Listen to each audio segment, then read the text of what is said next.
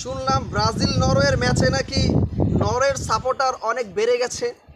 নরওয়েটিরা হয়তো বা হইতে পারে, যাই হোক সেটা একটা ফান ছিল। কোনো শাস্ত্রে কি লেখা আছে নরওয়ের এগেনস্টে ব্রাজিল কখনো জিততে পারে নাই, তার মানে তাদেরকে হারানো যাবে না? কোনো পুস্তকে কোথাও কি লেখা আছে এই কথাটা যে ব্রাজিল নরওয়েকে হারাইতে পারবে না? কোথাও কিন্তু আসলে এটা লেখা নাই। দেখেন, ইতিহাস তৈরি হয় ইতিহাস ভাঙার জন্য।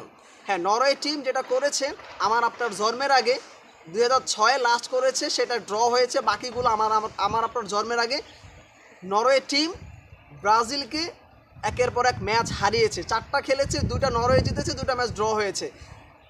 লাস্ট 2006, অর্থাৎ 20 বছর মাঝখানে কেটে গেছে। এর মাঝখানে এই দুই দলের মধ্যে কখনোই দেখা হয় নাই। সো এই 20 বছরে কিন্তু অনেক ইতিহাস তৈরি হয়েছে, অনেক উত্থান পতন হয়েছে। তার মানে এই না যে এই নরওয়ে টিমটাকে এই ব্রাজিল হারাইতে পারবে না। দেখেন, জাপানের এগেনস্টে ব্রাজিল যেই খেলাটা দিয়েছে প্রথমার্ধে একেবারে মলিন, মেনে নিচ্ছি। দ্বিতীয় অর্ধে যেভাবে করে ব্রাজিল কামব্যাক করেছে, ওই দ্বিতীয় অর্ধের ওই খেলাটাই যদি ব্রাজিল ধরে রাখে এবং ওই খেলাটাই যদি তারা নরওয়ের এগেনস্টে ঠিকঠাক মতো করতে পারে, এই নরওয়েকে রীতিমতো উড়াই দিতে খুব একটা সময় লাগবে না।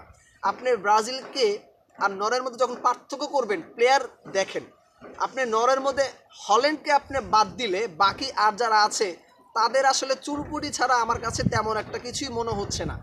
আপনি পরিপ্রেক্ষিতে ব্রাজিলকে দেখেন, নেইমারকে যত সম্ভাবনা রয়েছে পুরো ম্যাচ খেলানো কিংবা হাফ অর্ধে তাকে খেলাবে, এতে কোনো সন্দেহ নাই।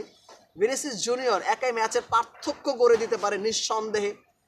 রাফানে যদি ইনজুরিতে পড়েছে, কুনিয়া, ক্যাসেমোরিও, তারা কিন্তু গ্যাব্রিয়াল, তারা কিন্তু চমৎকার টাচে আছে, যেটা জাপানের এগেনস্টে আমরা দেখেছি। সো এই টিমটাকে নরওয়ের মতো একটা দল হারানোর মানে চারটিখানি কথা না, এটা বলতেছি না যে হারানোটা ইম্পসিবল। দেখেন, ফুটবল গৌরব অনিশ্চয়তার খেলা, গোলগুটির খেলা, যে কোনো সময় যে কোনো কিছু হতে পারে, এতে কোনো সন্দেহ নাই। তবে ব্যাপারটা এরকমভাবে এমনভাবে অ্যাপ্রোচ করছে নরওয়েটিনার মানুষগুলো, এমনভাবে বলতেছে যে ব্রাজিল কিছুই না, ফু দিবে ছায়ের মতো ব্রাজিল উড়ে যাবে। ব্যাপারটা হাস্যকর না? এখানে ব্যাপারটা হাস্যকর লাগে আমার কাছে।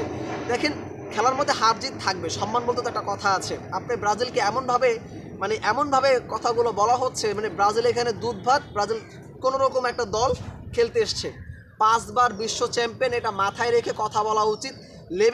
লেভেলে আসো এটা বলবো না, কারণ অলরেডি ব্রাজিল লেভেলে আছে, এটা নিয়ে আসলে তর্ক করার কিছু নাই। আর যারা তর্ক করে আমি মনে করব তাদের আসলে শেখা উচিত। ব্রাজিলের পোলাপানি স্মার্ট, শিক্ষিত, লাইক আমার মতো। সো এই ব্রাজিল টিমটা রাতে মাঠে নামছে নরওয়ের এগেনস্টে। নরওয়েকে হারাইয়া দিয়ে ব্রাজিল দল কোয়ার্টারে যাবে, সেমিতে যাবে, দেন ফাইনালে যাবে।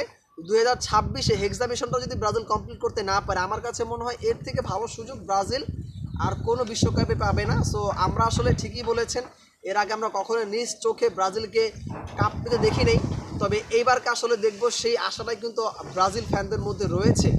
সো জানি না আসলে ম্যাচের মোমেন্টামে কী হবে, তবে একটু ভীত লাগলেও ব্রাজিলকে নিয়ে অনেক বেশি আত্মবিশ্বাসী আমরা, কারণ এই ব্রাজিল ঘুরে দাঁড়াইতে জানে। যেখানে কার্লো আনচেলত্তির মতো একজন মাস্টার মাইন্ড, মাস্টার প্ল্যানিংয়ের একজন কোচ থাকে, সেখানে ব্রাজিলের খুব একটা চিন্তা হওয়ার কথা না। সো তারপরও চিন্তার জায়গাটা আসলে নরওয়ে টিমকে ছোট করে দেখা যাবে না, কারণ রিসেন্ট ফর্ম নরওয়ের দুর্দান্ত। তারা গ্রুপ চ্যাম্পিয়ন হয়ে এসেছে, তারা চমৎকার কিন্তু খেলেছে রাউন্ড অফ 32-তে। সো এই জায়গায় নরওয়েকে ছোট করে দেখার সুযোগ নেই। তো ব্রাজিলের সাথে নরওয়েকে যখন আপনি কম্পেয়ার করতে যাবেন, তখন অবশ্যই আপনি ব্রাজিলটাকে একটু উপরে রাখতেই হবে, নরওয়েকে একটু নিচে রাখতে হবে। সো এই যে নিচের যে গ্যাপটুকু না, এই গ্যাপটা দিয়েই একটা গোল হবে, দেন ব্রাজিল দল জিতবে। সো এই আশা ব্যক্ত রাখছি। ব্রাজিল ফ্যান যারা আছেন অবশ্যই কমেন্ট বক্সে কমেন্ট করে যাবেন 0 গোলে ব্রাজিল আজকে জিতবে। আমার কাছে মনে হয় মিনিমাম 3টা তো হবেই, হয়তো একটা গোল হজম করতে পারে, তবে মিনিমাম 3টা গোল নরওয়ের জালে জড়ানো হচ্ছে, এইটা মোটামুটি কনফার্ম থাকে। অবশ্যই ভালো থাকবেন সবাই। আসসালামু আলাইকুম।